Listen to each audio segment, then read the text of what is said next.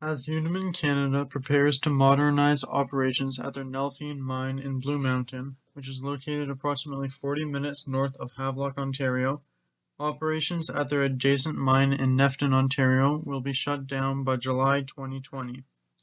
Nephthalene produced in Canada is processed without toxic chemicals and is used in products such as plastics, fiberglass, ceramics, outdoor paint, and glass.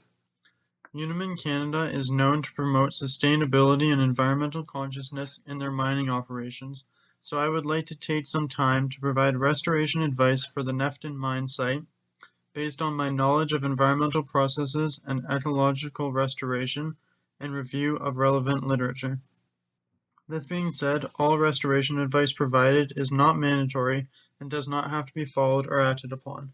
A few options will be presented that I believe best suit the natural characteristics of this site. I will also talk about the current state of degradation that the Nephton site has had on the environment and the potential to reverse this degradation through restoration activities. In the past, Unimin Canada has received complaints from cottagers on Lake Caussabog regarding the spread of dust from their Blue Mountain and Nephton mine sites, namely in the dry summer of 2012 when 6 complaints from March to July resulted in the company being fined $406,000. This dust is a result of mining activities and has environmental impacts including reduced biodiversity, climate change, contamination of water bodies, and human health impacts. In one case, a man who was exposed to high concentrations of nephthalene dust for 4 years developed severe pneumoconiosis and died as a result. Dust can also impact plant growth by covering above-ground components and reducing the ability to photosynthesize.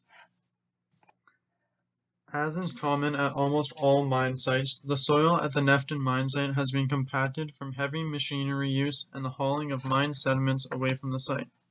Compacted soils degrade the environment by altering soil structure, limiting water and air infiltration, and reducing root penetration into the soil.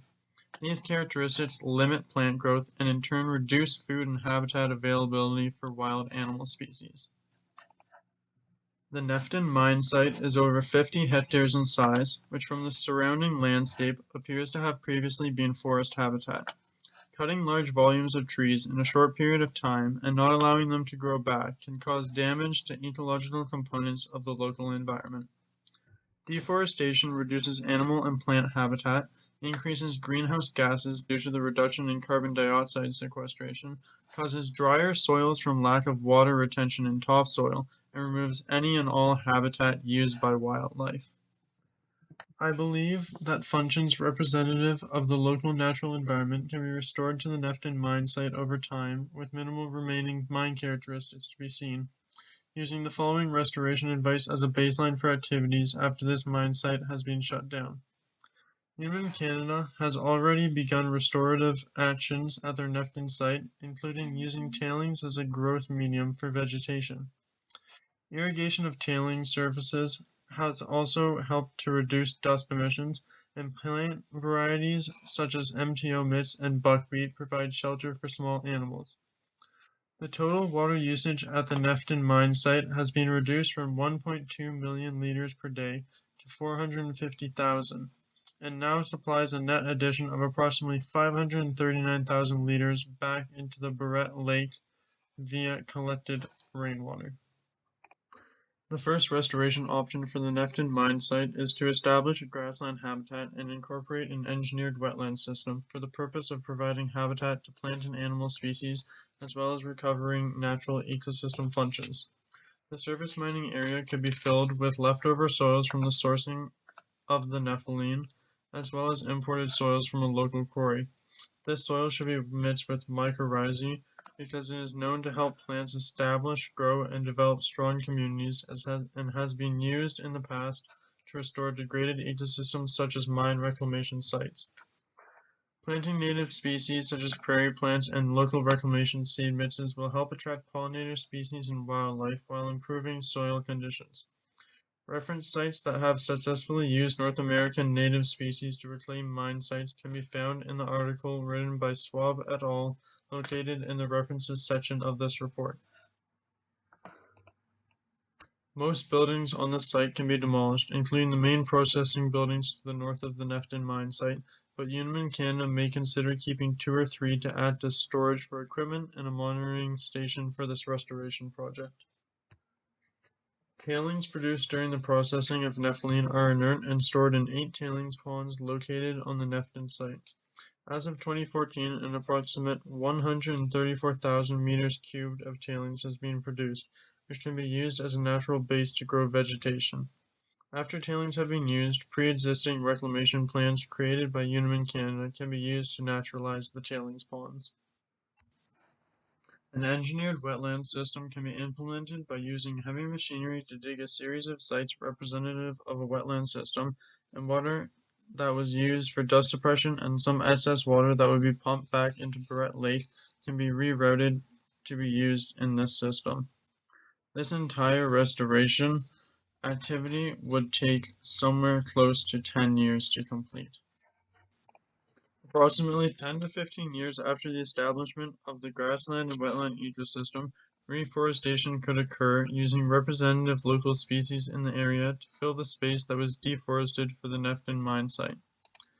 Specific consideration of landscape features would be important in understanding the requirements of a local forest, including hydrological and chemical features, as well as the level of access to water resources for irrigation.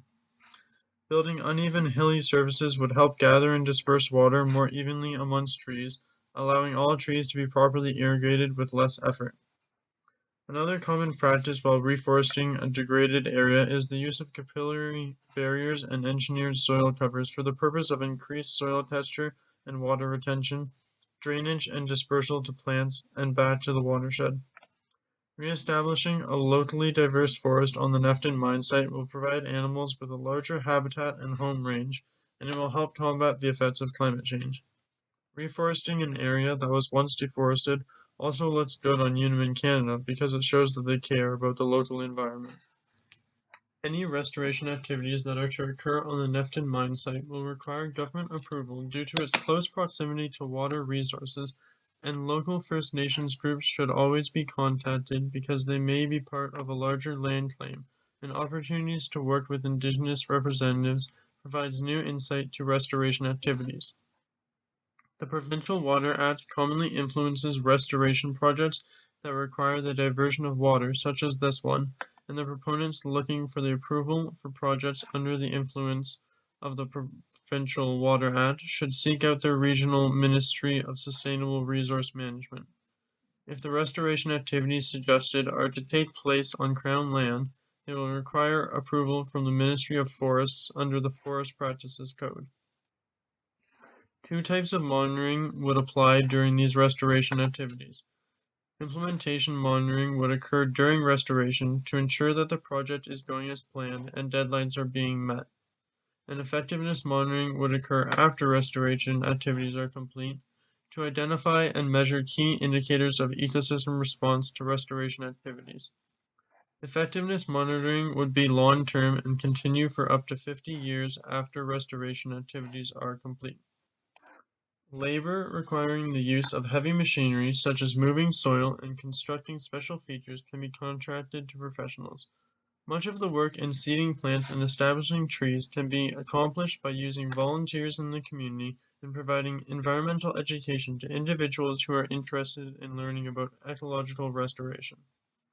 Summer programs can also be set up to plant trees as part of a tree planting crew. A long-term monitoring crew would be set up to keep data and site characteristics for future use. In conclusion, I would like to thank Unimin Canada for taking some time to listen to my advice regarding restoration options for their Nephton mine located in Nephton, Ontario, and I hope it can be used as a baseline for restoration activities in the future.